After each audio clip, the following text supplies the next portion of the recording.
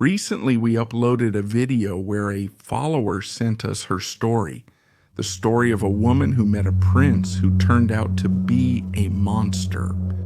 If you don't know what I'm talking about, let me give you a brief summary. The woman who wrote to us is an adult who met a man a little younger than her who worked at a certain place.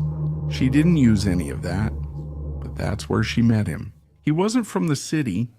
He was alone. He spent the whole week locked up working and only went out on weekends. That's how they started seeing each other more often. But she had no idea about the world she was getting into. You can't blame her. Falling in love makes you overlook many things. To understand part 2, you need to have seen part 1. The woman writing to us chose to share more details about her experience. Thank you for reading. What I went through has affected me too much, even to this day. I've isolated myself, have no friends, and rarely leave home. When I do, it's only to buy something. Many times I get anxious or have panic attacks. I want to share more details I've recalled. When I was with him, he said he went to really big parties full of substances, you know which ones, weapons, women. Everything that comes with those kinds of environments linked to organizations. Somehow, he became someone the boss trusted, but he betrayed him when he left. When that happened, I was the one who had to work to support both of us. It wasn't the best job, nor was it something honorable, but it was at home and he was there, collecting the money and doing whatever he wanted. To this day, I still ask myself, why did I put up with it for so long? All of this happened in the South. I don't know much about organizations, but it seems to me that the one he wanted to get out of was the one with the last letter, the Zetas. As I said before, you can see this person was in bad shape, really mentally messed up.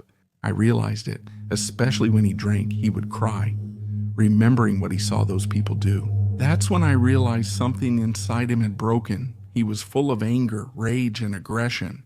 The most ironic thing is that he always wanted to join the Navy because he said he wanted to search for, hunt, and catch the criminals. That he wanted to put an end to all of that. He tried 3 times, and all 3 times he was rejected. Even today, I keep asking myself, how did they not catch him? Sometime later, I found out that he had already committed a C, something that also messed with his head. That happened before he got involved with them and ended up where he was. He came from a small town, that's where he did what I mentioned, and that's why he ran away to the city. But when they started looking for him, he had to return to the same place he fled from. Like a dog with his tail between his legs.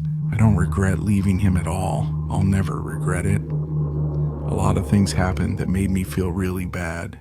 He had a strange relationship with his mom, often grabbing her butt, kissing her near the mouth, or changing clothes in front of her. He even, when he was drunk, would put his hand, you know where? On his own mother. And when I thought I had already seen the worst, something happened that to this day I don't know how to describe. One time when he was drunk, he was playing with a female dog that was in heat, touching her in a way you can already imagine, and then he went off into the dark with the little dog. I'm sure what you're imagining happened because the little dog was crying. I yelled at him to leave her alone, but he ignored me.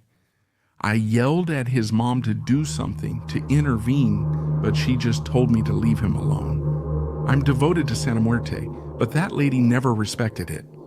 She claimed to be very religious and Christian, but she really wasn't. The town we went to was near. Today I'm alone. A while ago I left the nightlife behind, not because I liked it, but out of necessity. I was retired from my job, and I only did that for a short period. I'm afraid because he likes this kind of content. I know it's likely he'll see this because of his obsession with the Navy and because of where he was. It's hard to remember everything. I gave him everything and still don't know why I let myself fall so low. I thank God and my Holy Mother for getting me out of that abyss. Today my family goes out for walks and spends time together, but I don't join them and make excuses saying I don't feel well. The truth is, it's the fear that someone might see me with them and could hurt them. This is already getting out of control and my family's starting to notice. The last thing I heard about him is that he stayed in that town with his lover, had a child with her, and they lived together. That was the last thing I heard because I didn't want to know anything else. To anyone going through something like this, seek help.